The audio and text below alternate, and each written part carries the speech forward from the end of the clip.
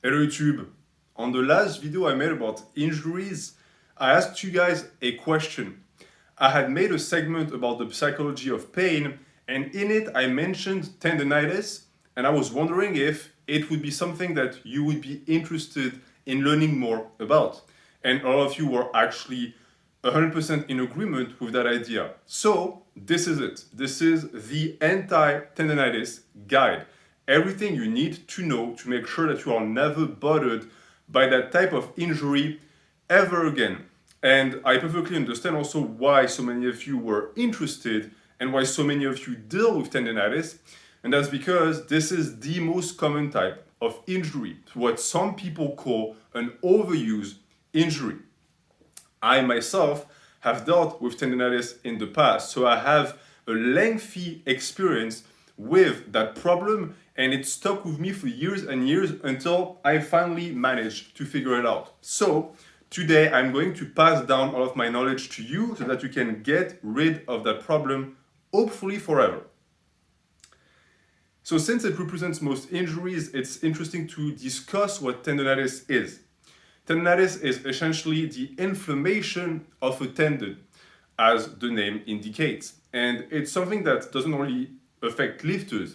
Pretty much anyone who does a sport or another is going to have to deal with some level of tendinitis, because tendinitis is on a spectrum. You can have very mild tendinitis or you can have acute tendinitis, and the symptoms can really vary, because if mild tendinitis can just be a little bit of a pain in a tendon once in a while, acute tendinitis can go as far as to create a rupture in the tendon, and the amount of pain you will be in is going to be extreme even when you're not actually using the tendon. So it's a problem that needs to be taken seriously, because if we were to put up a graph of the amount of time that lifters miss gym time, we would see that the vast majority of it that is not concerned with life events like your job, your family, etc., would be tendinitis. Most people take time off because of that problem.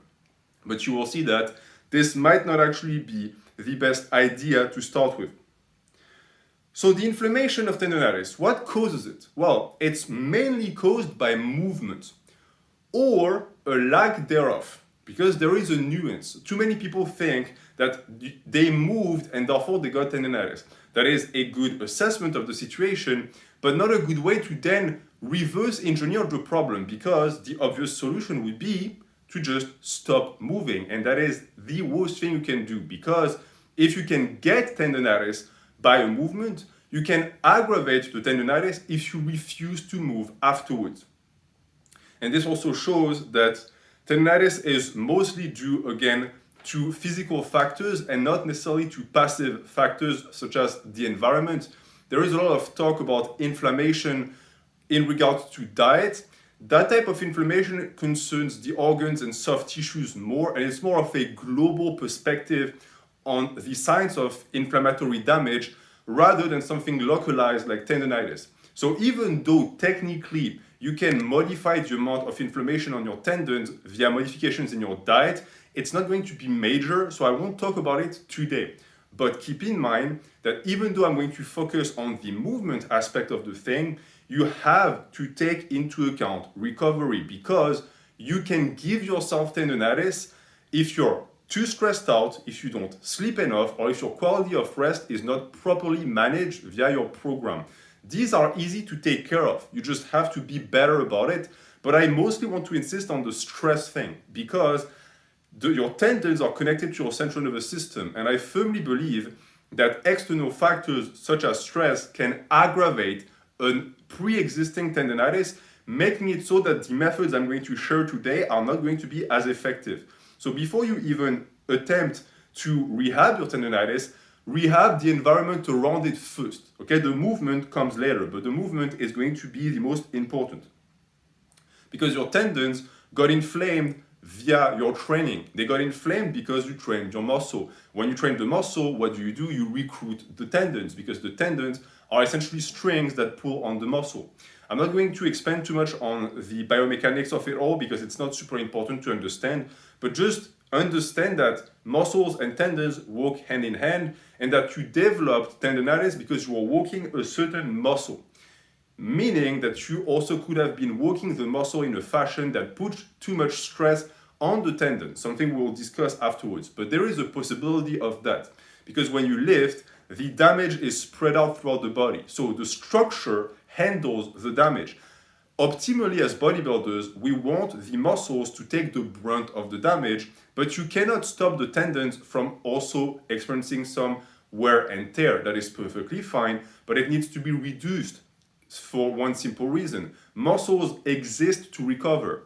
The reason why you have a bicep is, yes, to be able to do this, but the bicep in itself, in its creation, is engineered to be able to rebuild itself. It's the reason why it was created in the first place. There is a built-in mechanism within the bicep and any muscle that predicts destruction and therefore is extremely apt at reconstruction.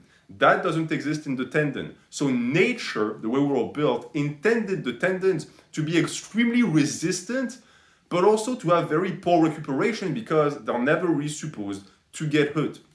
And if you do things properly, they never do. But sometimes you do certain movements and they start to hurt. Why do they hurt? Why do you think tendinitis is such a bitch? For one simple reason, your body is a bitch and your body knows that your tendons are vital. So anything that happens to the tendon is going to trigger pain.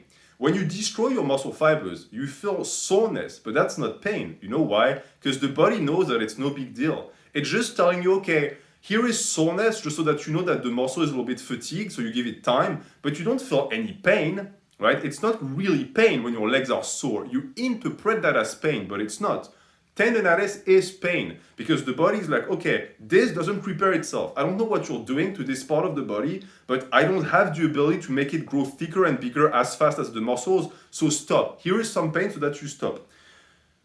Of course, that is the inflammation talking. The tendon is going to take up more space, it's going to rub against cartilage and bone, and it's going to be very uncomfortable. This is something we have all experienced, and that's annoying because when you try to train the muscle afterwards, the tendon becomes the limiting factor, and it's something you never want.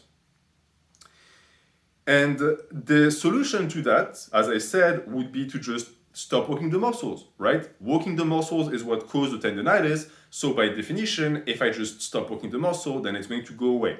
Wrong. The only thing you're going to do is you're going to atrophy the muscle which in a sense helps the tendon because it also carries its load, and then you're going to just go right back and get even worse tendinitis because you have just let the entire situation go worse. Tendons, as I said, don't have the ability to repair, at least not as fast as muscles, and some damage to tendons can be permanent because they just cannot mend themselves, and that's mostly due to their nature, as I said, but also to their area and the way they are integrated within the human body. They're placed in locations where they are usually integrated with bones or within bone structures, unlike muscles that tend to be on top of bones, meaning also that there is almost no blood flow to tendons, and that's a problem because blood carries oxygen and nutrients that repair structures and cells. If the tendon doesn't get that, it's going to weaken. So they need blood just as much as the muscle. People love to talk about the pump. Yeah, the pump is great for the muscle, but you know what it's great for too? Tendons. And actually, if we were to put the two on a scale, a pump for your tendons is more important than a pump for your biceps. So it's something to keep in mind because if you stop training, that's not going to happen. And the tendon needs to be used. So if you have tendinitis, it's not the end of the world. The tendon is not destroyed. You need to understand that. It's just inflamed. And sometimes it might just be because the body decided to inflame it because it sensed a threat. It doesn't mean that it's going to be permanently damaged beyond repair if you move again. The tendon was made to move. So when you refuse to do that and you take away that function, guess what happens? It just goes away. The function dies. It is lost. And it's what I personally call the fossilization of tendons and of bodies in general. It's when people get hurt and then they become immobile and they think, okay, if I just cast myself and don't move for 2 weeks, I'll be fine. No, you'll be much worse off at the end of the 2 weeks. So you need to keep moving, but not in any dangerous fashions. I'm going to describe the way to go about it. What I prescribe for people with tendinitis, from non-severe to mild to acute, is that it's okay to take a few days off if it's really bad, just to let the pain subside, because we don't want you to develop a debilitating relationship with pain. It's something I described in the video about the psychology of pain in the description. The worst thing you can do is get tendinitis, walk on it, cringe every time you do a movement, because then it's going to bind into your brain and you're going to associate the movement with pain. And that is a problem because it's going to mean that the tendinitis is going to stick around. So give yourself a few days to just recenter and then approach the tendinitis with the right mindset. Since, again, your tendon is going to heal through movement. No tendinitis on earth has ever recovered through rest. It's always through movement. If you are able to recover from tendinitis by resting, most likely it's just because it was a fluke tendinitis and you got lucky. But most of the time, and you know it, you get rid of the tendinitis, you wait for a few weeks or whatever, and you think you're being a good boy, then you come back, and at some point, the tendinitis rears its ugly head. Why? Because you never actually cured it. You just pushed it away for a spell. Today, we're going to cure it.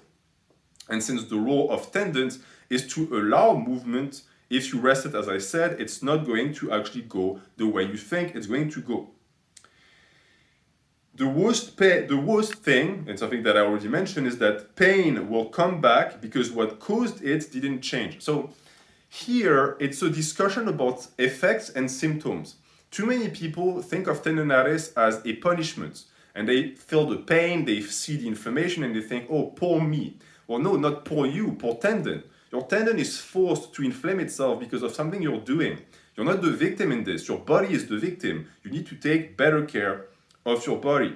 The problem is that if you think that the issue was pain to start with, you're going to have a tendency to take a break for your own selfish self so that the pain subsides, but you don't have the best interest of your tendon in mind. You think you do, but you don't. You're being, again, self-centered. And by doing that, you're only going to cause more damage in the long run because you take a break because you don't like pain, you take 3-4 weeks off, which is way too long. Then you come back, your tendon is now weakened, it was completely removed from any blood flow for a long time, the muscle is atrophied, and then you train again. What do you think is going to happen? Well, the tendon is going to struggle like never before, and you might just enter the constant purgatory of tendinitis I've already described. Since you forgot the most important part, the most important thought, I don't know what was that, but what needed to change didn't change. What needed to change was what you did to cause the inflammation, not the inflammation in itself. The inflammation is a result of your action. You never changed your action. You went right back to your action. So you experienced these same consequences again. That is normal. What I just described is something that doctors don't understand. Most likely, if you had tendinitis and you went to see your doctor, they told you to just take a break. The reason why is because most doctors, what we call a doctor generalist doctors who have a generalist background in medicine, know absolutely nothing about the human body in terms of physical activity. So they give the worst possible advice when it comes to that. And for them, they think that their job is to treat pain. And it's something that you see across the board with the amount of painkiller prescriptions that you see in modern medicine, where they don't really try to actually cure the problem. They want to just push the symptoms away so that you think you're good. You're not good, right? They just sweep the symptoms under the rug, but the dust is still under the rug. You're going to have to sweep it at some point. I'm here to teach you how to sweep it. Don't listen to the doctors. They are simply wrong. Rest time is the worst thing you can do for tendinitis. I also encourage you to not take any anti-inflammatory medication because in the same token, you're just getting rid of the symptom. You can swallow as many pills as you want and reduce the inflammation. You're going to go back to doing the movement that inflamed you in the first place. So the tendinitis is going to come back unless you take anti-inflammatory for the rest of your life. But I want to remind you that anti-inflammatory medication weakens tendons and has a tendency to cause tendon tears. Why? Because inflammation is a natural reaction within the tendon. When you train, after your training, your tendons are inflamed, just like your muscles are damaged. But if you do it at a low enough level, there's no pain involved because the tendon is supposed to inflame.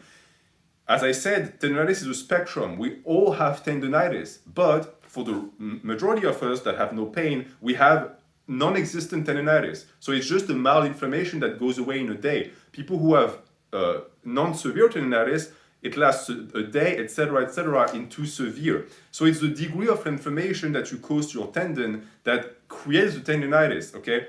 The movement did it in the first place. So if you take away the inflammatory response of the tendon, the only thing you do is you're taking away its ability to actually adapt and reinforce itself, and you're taking away its ability to talk to you. When you take those pills, you're essentially putting your hand on your tendon's mouth and saying, no, I don't care what messages or signals you have to share with me, I don't want to hear it. Well, you're sort of an asshole because the tendon was just trying to help you out. It was sending you pain to tell you, hey, there's something wrong here, we need to fix it, or something bad is going to happen. So stay away from any and every drug. Because the issue, as I said, isn't the pain. You want to feel the pain, because within the rehab, you're going to use the pain to assess the damage to the tendon. Because the least pain you feel, the least inflammation, and the better you're doing, because you know you're moving in the right direction. If you feel more pain, you know that you're putting too much stress on the tendon, and so you're not rehabbing properly. If you take painkillers or anti-inflammatory, those signals are not there anymore. So you might be doing unrepairable damage to your tendons and not even know it. I used to know a guy, a powerlifter, who had hip tendinitis. And he didn't want to give up squatting, so what he would do is he would take painkillers and squat. And he was very happy because there was no pain. Well, guess what happened to him? One day he squatted, fell down because he had ruptured his labrum. His hip just shattered. Why? Because the hip was like, okay, the inflammation is getting really bad, something bad's gonna happen, but he felt nothing because he was high on painkillers all the time. And one day the hip just shattered and now he's fucked. So don't follow his footsteps, follow my advice. You want to feel the pain. It's a good indication of what is going on. It tells you what you're doing wrong because your rehab is going to be based off of that. So, in terms of practical advice I have for you who suffer from tendinitis, getting back into it after the rest that you want to take, 1 or 2 days tops, you want to observe the movements that cause the pain, which means you need to feel the pain. And you want to be able to pinpoint them. You need to be able to say, okay, this, and this causes pain in this particular area of the body, this tendon. After you've done that, you want to find ways to work around it. You want to find variations of the movement to find the sweet spot where you can still work the muscle and feel minimal to no tension on the tendon and no pain within the movement. That is, of course, after you warmed up. Because, as I said, your tendon is inflamed, but you will find, and everyone with tendinitis can attest to that, that once you're warmed up, the pain is lesser. That is because you have sent blood into the area and the tendon is getting back into the groove of things. But you will also find that if there is a dip in the pain, at some point in the training, the pain returns. This is when you entered the shadow realm. It's when you enter the point where you're re-aggravating the tendinitis. You never want to go there, but you never want to stay there either. You don't want to stay inactive with middling pain, and you never want to get acute pain. You want to be in the valley in between. That is the sweet spot. It's the spot when the tendon is warm, you worked it, you gave it blood, but you never went so far as to damage it again. Because this is the part where there is no pain, and if you constantly return here, what happens is, slowly but surely, the valley is going to increase. It's going to dig itself more, it's going to expand, and when it expands, it pushes the other ones. So the more you rehab your tendon, the faster you're going to be painless when you warm up, and the longer you'll be able to work without any pain. And the beauty of that is that once this valley is completely set, the tendinitis is gone. Because now both extremes are they are shoved to the side, they don't exist anymore. So you can spend the entire training with no pain. That is called perfect rehabilitation, and that is possible 100% of the time, as long as you apply what I just told you to do. So you have found the movement that hurts, you found alternatives, and you stay away from the movements. And you are going to increase that value as much as you can. An advice I have for you guys looking for variations is to think about it in terms of angles. Tendinitis is a game of angles because your joint functions like that too. If a movement like this hurts, Try like this, okay? Maybe try like this. Maybe try like this, okay? The extension of the arm can be done with multiple angles, and with each angle, the tendon works in a different fashion. So maybe French press is going to smoke your elbows and really hurt, and then you'll find out that tricep extensions with a bar is going to be painless. That works as long as you're not too far into that side of the spectrum, because if the valley can expand, it can regress. So if the valley is very tiny and you have tendinitis all the time, well, this also means that the amount of exercises that you're going to suffer from is going to be heightened. And for some people, it's all exercises. That's when tendinitis is really bad. Like, if any amount of elbow flexion or extension gives you elbow pain, you have severe tendinitis. Because now it's not about angles, the tendon is really, really fatigued. Sorry to say that to you, but you did that to yourself. You most likely worked on your tendinitis and you didn't apply proper logic, and now you have to spend more time rehabbing it. So this means that your valley of painless movement is tiny, and the amount of time it's going to take to expand it is going to be very long, but it's what you did to yourself. So if you want to be able to be painless again, you're going to have to go through it.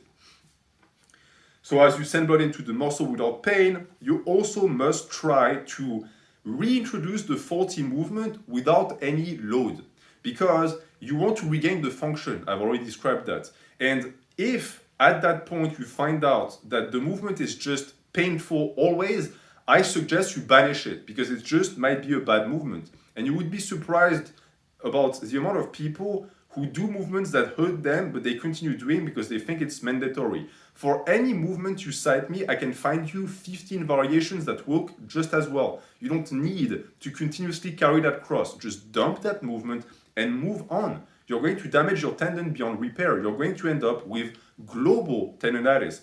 And as someone who had tendinitis is in both knees, acute tendinitis in the left knee, in both elbows, I can tell you that it's not fun when every movement you do results in pain. I want to make sure that it never happens to you.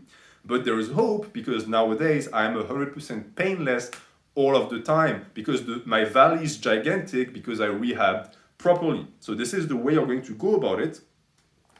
And if you want to hear more in-depth explanations as to this method, check the description. I made a full guide on patellotendinitis, and even if you don't have that type of tendinitis, it can be very helpful for you. So, as you have done that, you have also started to rebuild your relationship with pain, and you also start to understand where you must end the workout. You must end the workout right before the pain starts becoming acute.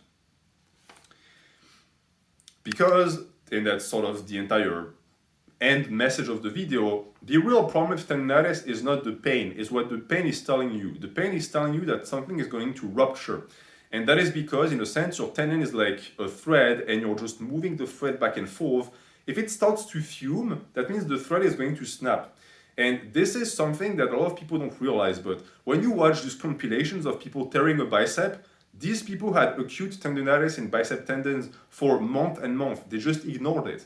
Of course, they don't tell you that because they don't want you to think that they're idiots, but they are idiots. Because for real naturals who are not on drugs, you will never have a tendon snap as long as you don't just ego lift like an idiot. If you just lift regular conservative loads that you know you can handle, and you don't have tendinitis, guess what? This means the tendon is healthy, the muscle is working properly, you will never have a freak accident. I can guarantee you that. I lift super heavy for bicep movements. I never had even the smidgen of tendinitis in my bicep tendons, and I've never had an injury because it makes sense. That's how the body works.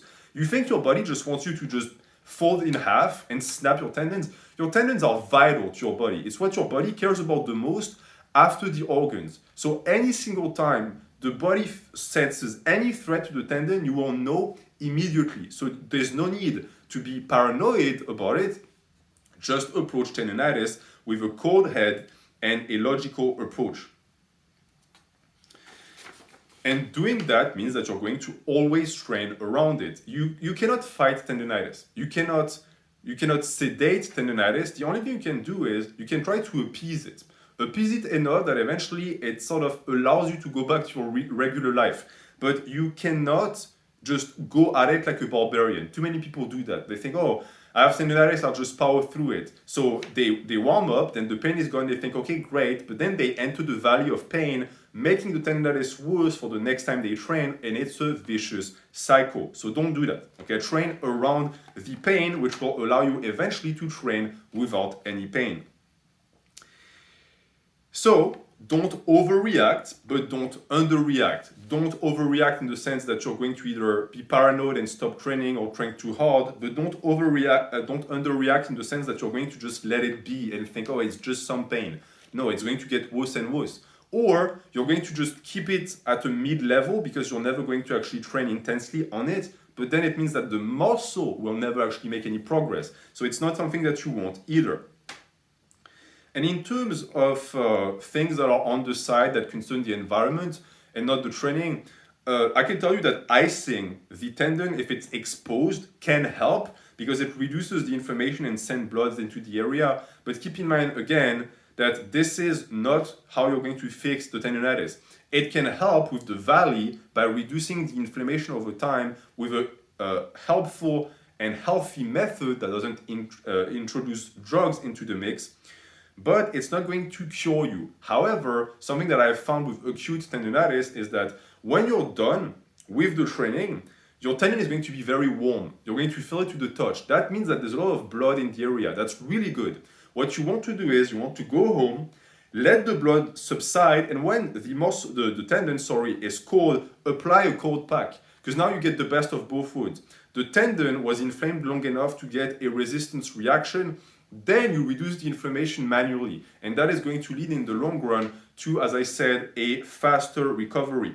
The way to do it is you put an ice pack that is not directly ice because you don't want to rot your skin on the tendon for 10-15 minutes. When it's done, you remove it and you don't move the tendon. You can tear your tendon if you move, so don't move it. Let the blood flow back into the tendon, then do slow movements after 10 minutes and then you can move. That's especially true with your knees. But the only thing that will truly lead to the end of your tendinitis forever is corrective exercises that I just described, meaning training the muscle and giving the tendon enough stress so that it can adapt and you can eventually get rid of any problems. This was the guide to cure your tendinitis. If you have any questions about it, let me know in the comments. Have a good night.